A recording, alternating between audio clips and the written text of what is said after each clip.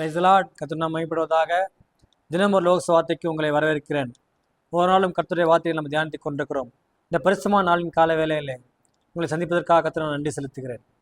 நம்ம இன்னைக்கு ஒரு வசனத்தை பார்க்க போகிறோம். ஆதியாகமம் புஸ்தகத்தில் 2வது அதிகாரம் 17வது வசனம். நன்மை தீமை அறியத்தக்க விருட்சத்தின் கனியை புசிக்க வேண்டாம். தேவனாகிய கர்த்தர் வானத்தை பூமியும் படைத்து ஒரு மனுஷனையும் படைத்தார். மனுஷன் தனிமையாக நல்லதல்ல என்று ஒரு பெண்ணை உருவாக்கினார். ஆண்டவர் கொடுத்த முதல் கட்டளை, முதல் வார்த்தை அவர் சொன்னது, நீங்கள் தோட்டத்தின் விருட்சத்தில் எல்லா விதமான கனிகளை புசிக்கலாம், தோட்டத்தில் எல்லா விதமான விருட்சத்தின் கனியை புசிக்கலாம், ஆனாலும் நன்மை தீமை அறியத்தக்க விருட்சத்தின் கனியை நீங்கள் புசிக்க வேண்டாம் என்று. கர்த்தருடைய கட்டளை அது, ஆணுடைய வார்த்தை அது. ஆனால் இங்கே பாருங்கள், அந்த வார்த்தை இவர்கள் மீறினார்கள். ஆண்டவர் சொன்ன அந்த வார்த்தையை அவர்கள் கீழ்ப்படியாமற் போனார்கள். நன்மை தீமை அறியத்தக்க விருட்சம். இன்றைக்கு நம்ம முன்னாடி ஒரு நன்மையும் இருக்கிறது, தீமையும் இருக்கிறது, மரணம் இருக்கிறது, ஜீவனம் இருக்கிறது, ஆசிரியம் இருக்கிறது, சாபம் இருக்கிறது, நல்வழி இருக்கிறது, தீய வழி இருக்கிறது. ஆனால் நாம் எதை தெரிந்து கொள்கிறோம், எதை நோக்கி செல்கிறோம், நம்முடைய பாதை எதுவாக இருக்கிறது, நம்முடைய பார்வை எதை நோக்கி செல்கிறது என்பதை நம்ம பார்க்க வேண்டும். கர்த்தரின் கட்டளை அவர்கள் மீறினார்கள், அவள் வார்த்தை அவர்கள் செய்கூடாமல் போனார்கள். இன்றைக்கு கூட நாம செல்கிற பாதை அது நல்லதாக இருக்கும். ஏவாளுக்கு அந்த விருட்சத்தின் கனி அப்படிதான் தோன்றியது. அது பார்வைக்கு இன்பமும் புசிப்புக்கு நல்லதுமாக இருந்தது, அது புத்தியை தெளிக்கிறதுமாக இருந்தது என்று பார்க்கிறோம். அப்படிதான் பார்க்கிற பார்வைக்கு அது இன்பமாக இருக்கும், புசிப்பு கேட்டதாக இருக்கும். ஆண்டவர் படைத்த எல்லா விதமே பார்வைக்கு இன்பமும் புசிப்பு கேட்டதமான விருட்சத்தின் கனிதான் படைத்தார். அங்கே ஜீவவிருட்சத்தின் கனியை வைத்தார். ஆனால் இவர்கள் தெரிந்து கொண்டது தெரியுமா? அந்த நன்மை தீமை அறியத்தக்க விருட்சத்தின் கனி, அந்த ஜீவவிருட்சத்தின் கனி அங்கேதான் இருந்தது. ஆனால் அதை பற்றி அவர்கள் சிந்திக்க கூட இல்லை. எதை செய்யக்கூடாது என்றார்களோ அதை தான் அவர் செய்தார்கள். பிசாசானவன் தந்திரமாக இருக்கிறான். நம்ம விழுந்து போக வேண்டும் என்றுதான் அவனுடைய எண்ணம், அவனுடைய சிந்தனை எல்லாமே அப்படிதான் இருக்கிறது. கர்த்தருடைய வார்த்தைகளை, கர்த்தருடைய கற்பனைகளை, அவருடைய பிரமாணங்களை நம்ம கை கொள்ளக்கூடாது என்பதுதான் அவனுடைய எண்ணம். அப்படிதான் இங்கேயும் செய்கிறான்.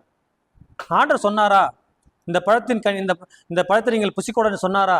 இப்போ ஏவாள் சொல்றார், ஆமா, இந்த பழத்தை நீங்கள் சாப்பிடக்கூடாது, அதை நீங்கள் புசிக்கக்கூடாது, அதை நீங்கள் தொடக்கூட கூடாது என்று ஏவாள் சொல்கிறார். நம்ம தீயவற்றை பார்க்க கூட கூடாது, தீயவற்றை நோக்கி பார்க்கக்கூடாது, செயல்படுத்தக்கூடாது, தொடக்கூடாது. ஆணுடைய வார்த்தைகள், ஆணுடைய கட்டளைகள் நம்ம மீறுகிறவர்களாக இருக்கிறோம். நம்ம ஆசிரியத்தை இழந்து போகிறோம். இவர்கள் ஆசிரியத்தை இழந்து போனார்கள். பிசாசான போலதான் இன்றைக்கும் அநேகர் நம்மளை வஞ்சித்துக் கொண்டே இருக்கிறார்கள். நம்ம பாவம் செய்ய வேண்டும் என்றால் அவருடைய எண்ணமாக இருக்கிறது. கர்த்தர் ஆசீர்வாதத்தையும் சாபத்தையும் நமக்கு முன்பாக வைத்திருக்கிறார்.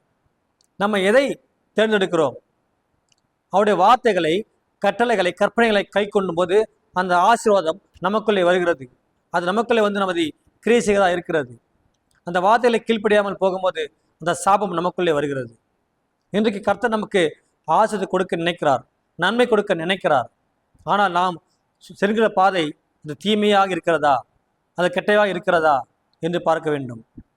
இடுக்கமான வாசல் வழியே உட்பிரசிப்புகள் சிலர் தான் இருக்கிறார்கள். கேட்டு போகிறவர்கள் அநேகராக இருக்கிறார்கள். அது வழி விசாலமாக இருக்கிறது.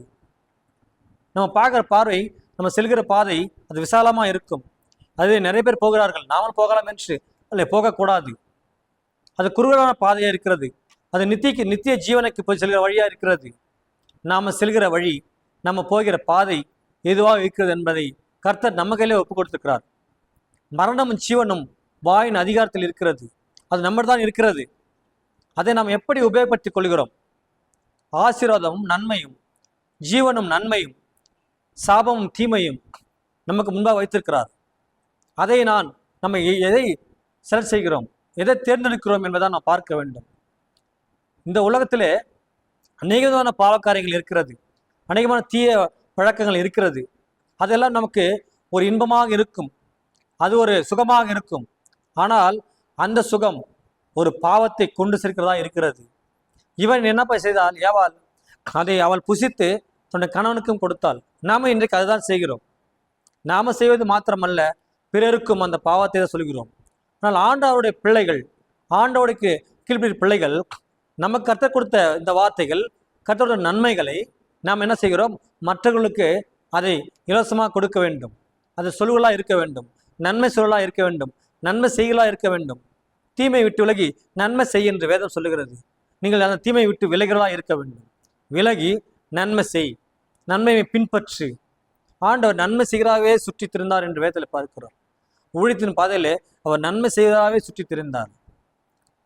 அவர்களில் ஒருவரும் தீய இல்லை. அவர்களில் எந்த விதமான கெட்ட எண்ணங்களும் சிந்தனைகள் இல்லை.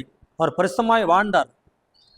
அதே போல ஆண்டவர் சொல்கிறார், நன்மை தீமை அறியத்தக்க அப்படிப்பட்ட கனியை நீங்கள் தொடாதீர்கள். ஆவிக்கேற்ற கனிகளை நாம் கொடுக்கலா இருக்க வேண்டும். ஒரு பரிசுத்தமான வாழ்க்கையை வாழ்களா இருக்க வேண்டும். பரிசுத்த ஜீவித்தை நாம் பெருவலா இருக்க வேண்டும். இடுக்கமான வாசல் வழியை உட்பிரசிக்க முயற்சி செய்யுங்கள். நம்மால் முடியவில்லை என்பது எதுவும் இல்லை. கர்த்தரால் ஆகாத காரியம் ஒன்றும் இல்லை. அவர் சொல்ல ஆகும், அவர் கட்டளையிட நிற்கும் என்று பார்க்கிறோம். ஆதாம் ஏவலையும் இந்த சர்ப்பமானது பிசாசன் வஞ்சித்தான். அவள் அதிலிருந்து விலகிச்சலாக இருக்க வேண்டும். கர்த்தரின் கட்டளையை அவர்கள் கீழ்ப்படியாமல் போனார்கள். அதனால்தான் பாவம் அந்த உலகத்தில் வந்தது. இன்றைக்கு கர்த்தர் உங்களுக்கு கொடுத்துக்கிற அப்படிதான இந்த நல்ல ஒரு ஈவை நீங்கள் கெடுத்துக்கொள்ளக்கூடாது. நன்மை தீமை உங்களுக்கு முன்னே வைத்திருக்கிறேன், ஜீவசத்தின் கனி முன்னே வைத்திருக்கிறேன். நீங்கள் பெற்றுக்கொள்வது எது என்று யோசனை செய்து பாருங்கள். இந்த பரிசும நாளிலே ஜீவவருஷத்தின் கனியை நீங்கள் புசிங்க. நன்மை தீமை அறியத்தக்க கனியை புசிக்காதீர்கள். அதை தொடவே தொடாதீர்கள். அது நமக்குள்ளே அது பாவத்தை கொண்டு வருவதாக இருக்கிறது. இன்றைக்கு கர்த்தர் உங்களை அப்படிப்பட்ட ஒரு ஆசீர்வாதத்தை கொடுக்க வல்லமையாக இருக்கிறார். நம்ம ஜெபிக்கலாம். எங்களை அதிகமாக நேசிக்கிறார் பரிசுத்த தகப்பண்ணு. இந்த பரிசுமான நாளின் கால வேலையிலே தகப்பனை கேட்டுக்கொண்டிருக்கிற ஒவ்வொரு பிள்ளைகளுக்காக ஜெபிக்கிறோம். அப்பா, நன்மை தீமை அறித்தக்க கனியை புசிக்க வேண்டாம், அதை தொட வேண்டாம் என்று நீர் கொடுத்த கட்டளைக்காக நன்றி அப்பா. நாங்கள் அப்படியான பாவம் செய்யாதபடி இருக்க உதவி செய்யுங்க தகப்பன். ஆசீர்வதியும். ஆமென். நன்மை தீமை அறித்தக்க கனியை நாம் புசிக்காதபடி கர்த்தர் நம்மை பாதுகாப்பாராக, ஆசீர்வதிப்பாராக. ஆமென்.